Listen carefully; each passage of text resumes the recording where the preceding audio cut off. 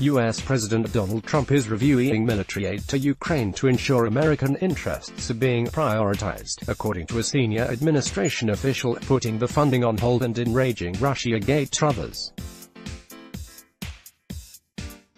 Around $250 million in funding for the Ukraine Security Assistance Initiative, earmarked for weapons, training, equipment and intelligence support, has been frozen while administration officials review whether the money is being used in the best interest of the United States, the official told Politico on Wednesday.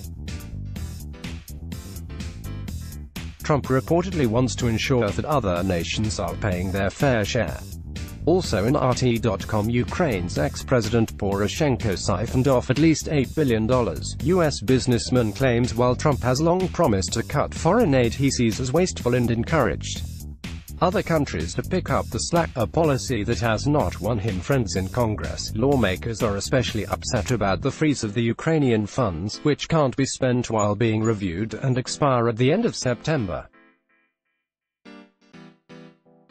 Ukraine, they argue, needs American cash to fend off Russian aggression. We have serious concerns about a freeze on these important appropriated funds, and we are urgently inquiring with the administration about why they are holding up these resources. House Appropriations Committee spokesperson Evan Hollander said in a statement.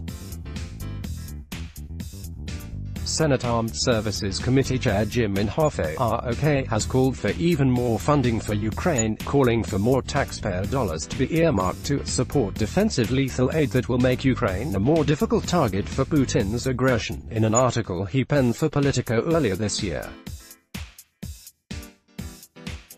The Trump administration's move to unlock funding for lethal arms sales to Kiev in 2017, something the Obama administration refused to do, is no longer enough for the anti-Russia hardliners in Congress. And Russiagate true believers are having a field day with the funding freeze. Trump is once again showing himself to be an asset to Russia, Rep. Tom Malinowski, DNJ, lamented. Also in RT.com, Bolton wages turf war with China on Ukraine trip as he scrambles to block motorcycle deal, reviewing the expenditures of Defense Secretary Mark Esper and National Security Advisor John Bolton, who is currently in Ukraine trying to convince the country to forego a Chinese buyout of aircraft engine manufacturer Motorsic.